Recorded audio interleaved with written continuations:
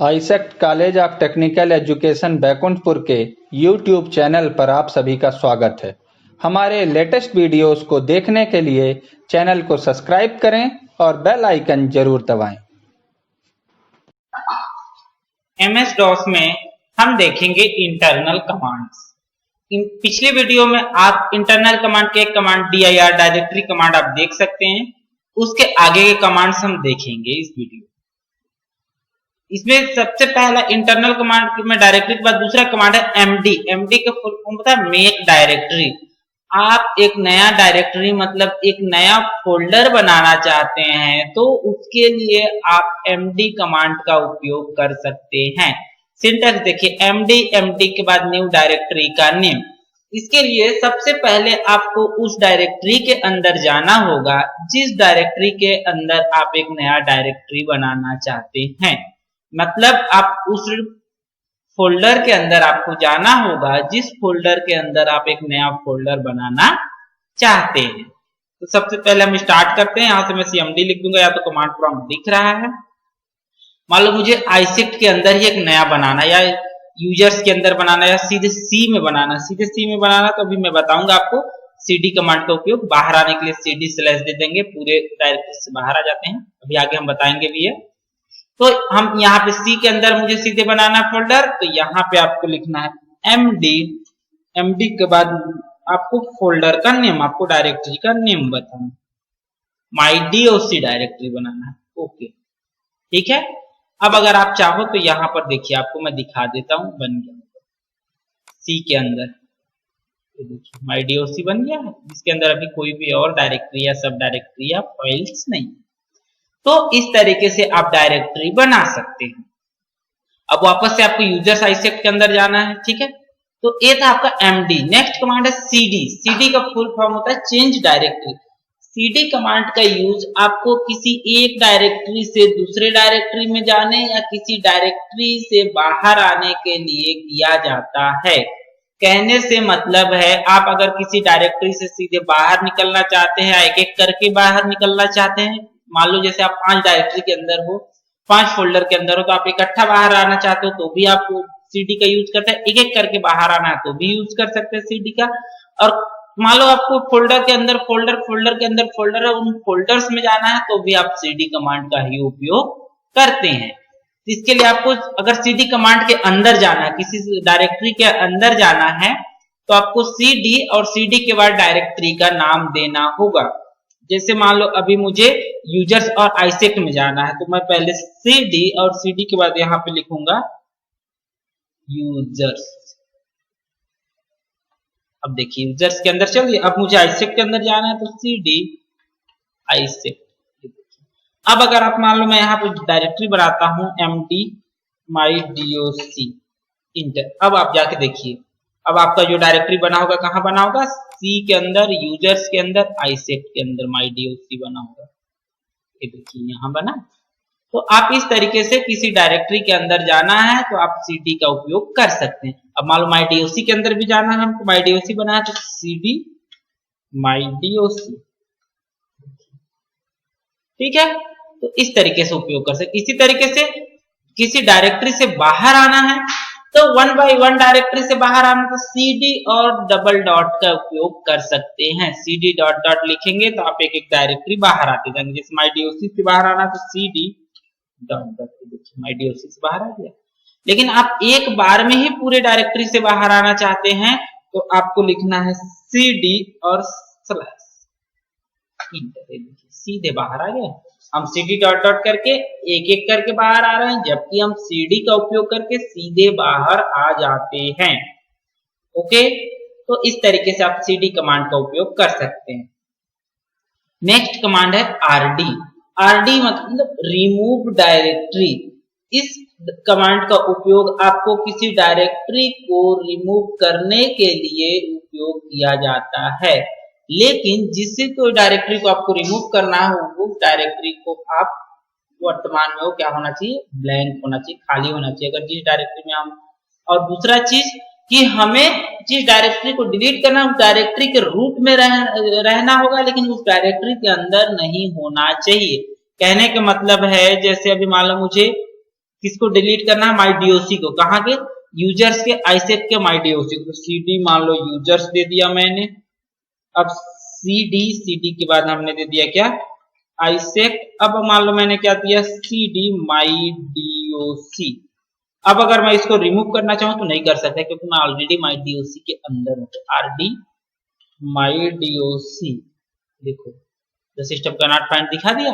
लेकिन वही चीज अगर मैं इससे बाहर आ जाऊं, अब मैं करूं RD MyDOC,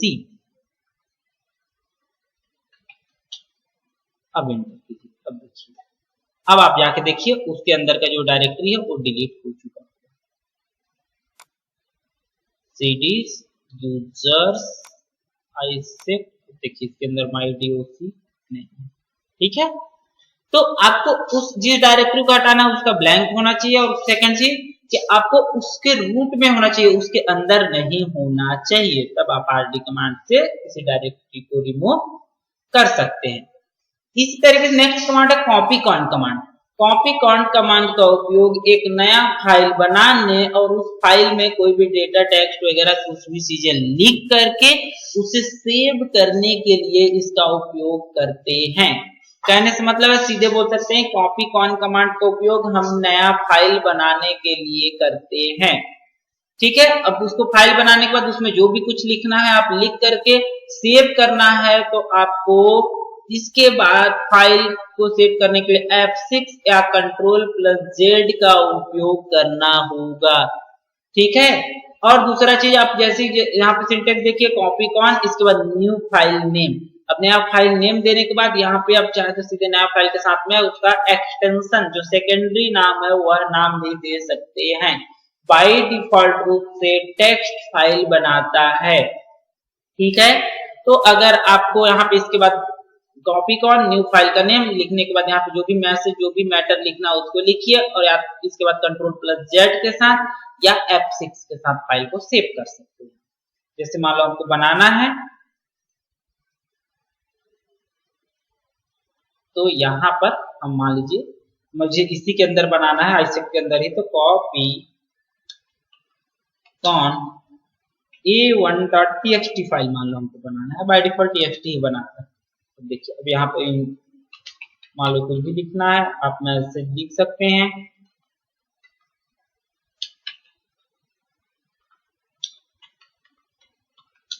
इस तरीके से आप कुछ भी लिखना है लिख सकते हैं।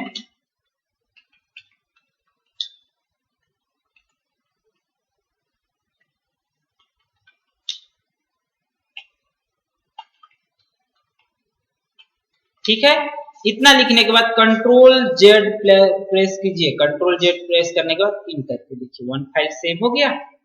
आप अगर ऐसे देखना चाहते हैं तो यहाँ पर से आप जा करके देख सकते हैं, सी के अंदर, यूजर के अंदर, आईसेक के अंदर A1, तो देखिए फाइल बन गया है। तो देखिए इसको अब डॉस में आपको देखना है तो वह हम देखते हैं डॉस में कैसे देखते हैं। तो नेक्स्ट कमांड होगा टाइप कमांड। इस कमांड का यूज किसी फाइल के अंदर के कंटेंट्स को देखने के लिए किया जाता है। कहने का मतलब है अगर आपने कोई फाइल बनाया, उस फाइल में क्या कंटेंट्स हैं, तो उसे अगर आप देखना चाहते हैं तो आप टाइप कमांड का उपयोग कर सकते हैं। देखिए टाइप कमांड का उपयोग करने के लिए सिंटेक्स टाइप का बाद उसका पूरा पाथ नेम देना होगा और पाथ नेम के बाद उसका फाइल का नेम। कहने से मतलब है जैसे अभी मैं अगर सीधे यहाँ हूं, अब मुझे अगर अभी जो मैं फाइल बनाया A1 नेम का, तो उसको अगर मैं यहाँ से देखना चाहूँ तो टाइप A1.txt करूंगा तो नहीं दिखाएगा, दिखाया नहीं दिखा। तो सबसे पहले हमको टाइप के बाद उस फोल्डर के अंदर जाना होगा, पूरा उसका पाथ नेम, या सबसे पहले या तो आप CD से जा सकते हैं, CD से सीधे आप आगे चले जाओ, या तो आप इसी तरीके से भी देख सकते हो, टाइप C के अंदर, यूजर्स के अंदर, आईसेक के अंदर A1.txt को देखना है, आ गया। ठीक है, तो आपको टाइप के बाद पूरा पाथ का नेम देना होगा और फाइल का नेम। यही चीज आप अगर सीधे वहां रहते, उसी फोल्डर के अंदर रहते, तो आपको नहीं देना पड़ता इतना। मान लो CD यूजर्स इसके बाद cd isect। अब यहाँ पे सीधे टाइप a1.txt लिख देंगे तो दिख जाएगा, क्योंकि आप उस फोल्डर के अंदर हैं, कंटेंट दिख रहा है। तो इस तरीके से आप टाइप कमांड का भी उपयोग कर सकते हैं। नेक्स्ट है टाइप कॉन कमांड। इस कमांड का उपयोग पहले से बनी हुई फाइल में और नया मैटर्स ऐड करना है तो आप जोड़ने के लिए भी इस कमांड का उपयोग कर सकते हैं।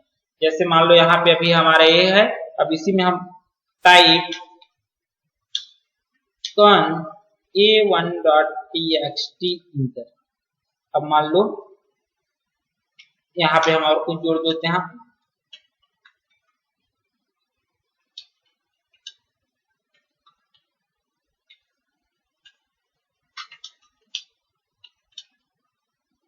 ठीक है, इस तरीके से हमने जोड़ दिया, कंट्रोल जेड से सेव कर ली। अब अगर हम जा करके देखें,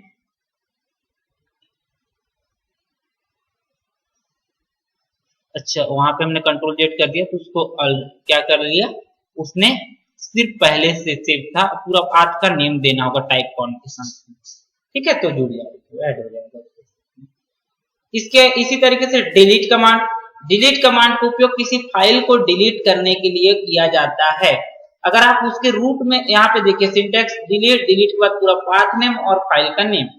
अगर आप सीधे बाहर हैं, जैसे यहाँ पर है, तो यहाँ पे आपको पाथ नेम नहीं देना है, सीधे डिलीट और फाइल का नेम दे करके आप डिलीट कर सकते हैं। डेल डिलीट के लिए डेल और फिर फाइल का नेम दे करके डिलीट कर सकते हैं। अगर आप जैसे यहाँ बाहर हैं कहीं, तो आपको डिलीट करना है तो आपको डेल और इसके बाद फाइल का नेम पूरा चीजें देना होगा। यूजर्स isect, अब यहाँ पर a1.txt। अब देखिए, अच्छा फाइल को फाइंड नहीं किया, यहाँ पे हम गलत से सेमी कॉलन लग गया कॉलन की जगह पे। अब देखिए, ये चले जाते हैं हम सीधे सीधे cd यूजर्स cd isect। अब यहाँ पे del a1। अब जा करके देखो वहां पे डिलीट हो चुका होगा पहले से। आपको isect के अंदर, यूजर्स के अंदर से isect। अब यहाँ पे देखिए a1 ऑलरेडी डिलीट हो चुका, हमने पहले जो डिलीट कमांड चलाया तभी डिलीट हो गया था। ठीक है, तो इस तरीके से आप किसी फाइल को डिलीट भी कर सकते हैं। ओके, क्लियर है। नेक्स्ट पार्ट में हम आगे और बचे हुए इंटरनल कमांड्स देखेंगे। Okay, thanks for watching this.